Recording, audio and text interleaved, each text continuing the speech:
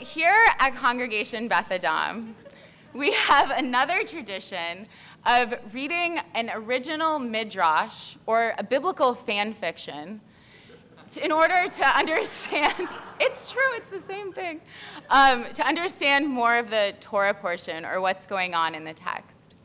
And when I was first introduced to the idea of Midrash, I was sitting in class at Hebrew Union College, which is where I go to rabbinic school, and our professor, Dr. Saracen, told us that the Torah was a living, breathing document, that the sages, the rabbis, thought that it was alive and calling to them, literally saying, Darsheni, uncover me, understand me, discover me. And so they believed that there was endless amounts of knowledge and truth to understand, to seek, to create. And so that in fact, that the real beauty of Torah is the multiplicity of truths. And it's our responsibility to find them. So here at Beth Adam, we continue this tradition of our ancestors by adding our own voices to their legacy. And so, our Midrash. When God had finished speaking to Abraham, he departed, and Abraham returned to his place, bone-weary and covered in dust. Abraham felt like his insides had been scooped out and replaced with shifting desert sands. Arguing with power did not come easily to him. Arguing with anyone did not come easily to him.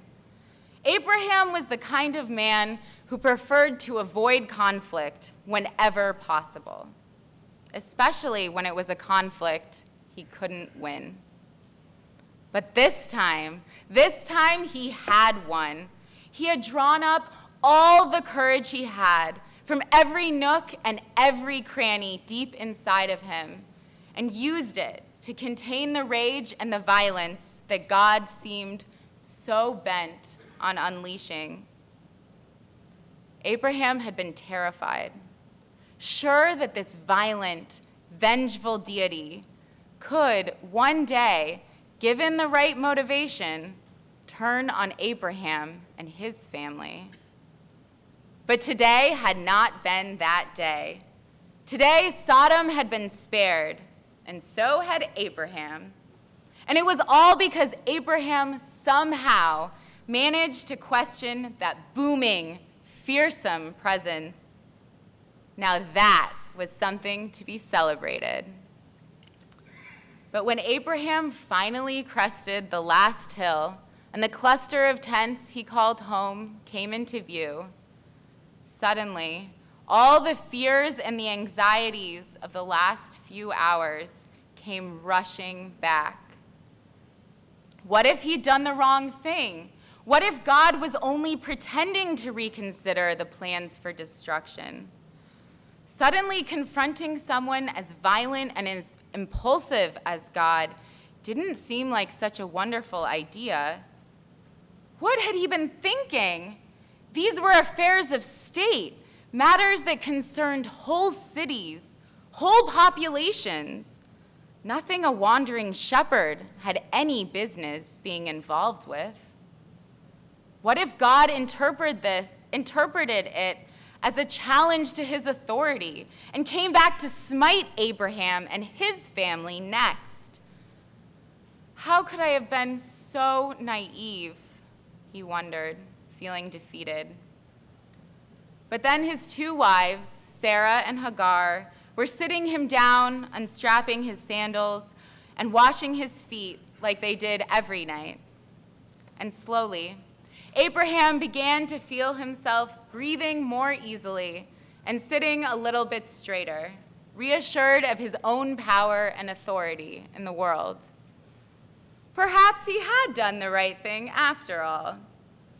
And so, in a voice less shaky and more self-satisfied than he really felt, Abraham began to tell his two wives about the harrowing conversation he'd had with God. He told them how God had wanted to punish Sodom and Gomorrah for their wickedness, but he, their husband Abraham, had somehow managed to convince God to spare the city for the sake of just 10 righteous people. But why did God want to destroy the city in the first place? Sarah wanted to know. Abraham leaned back in his cushions and took a deep sip of wine, enjoying the moment. Well, he said that it was a wicked, wicked place, filled with the wickedest people. The only thing that could be done was to destroy the city, to stop the wickedness from spreading from town to city, and eventually covering the entire world.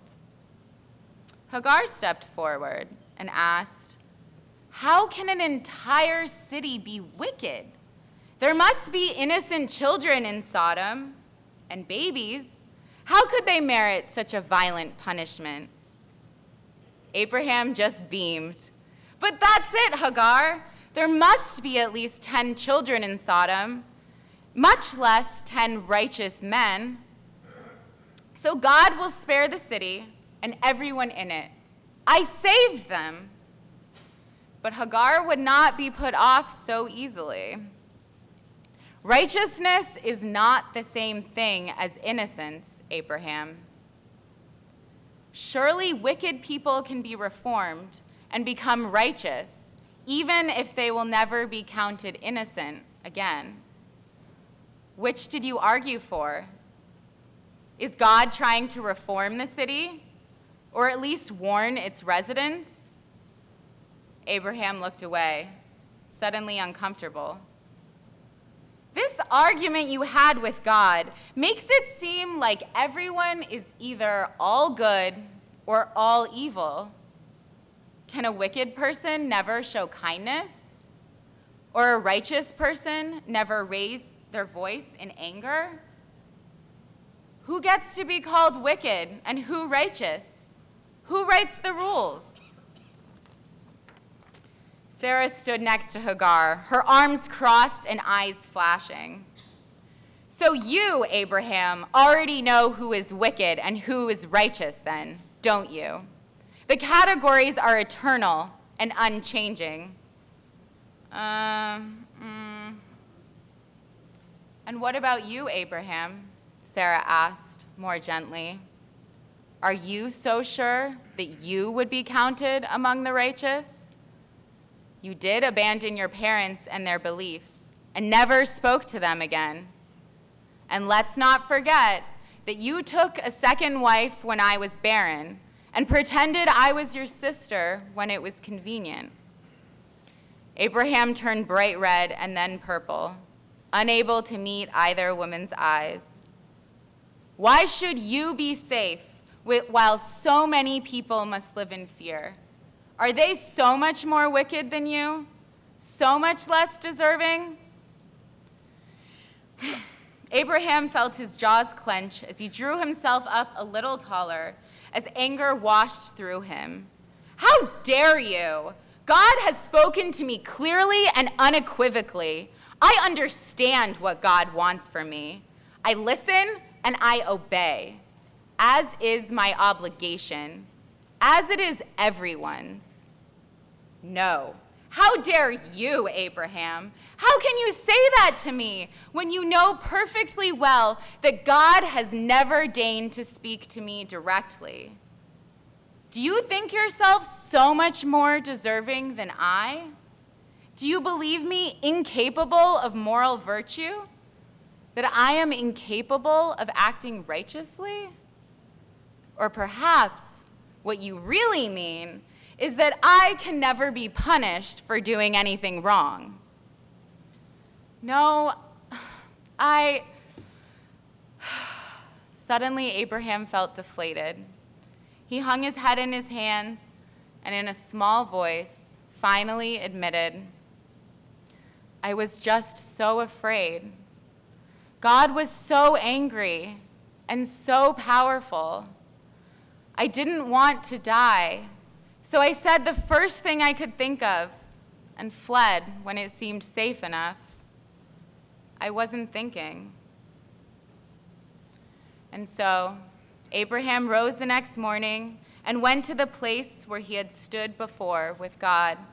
As he gazed down upon Sodom and Gomorrah and upon the whole face of the plains, lo, fumes were rising from the earth like the fumes of a furnace. Sodom and Gomorrah was no more.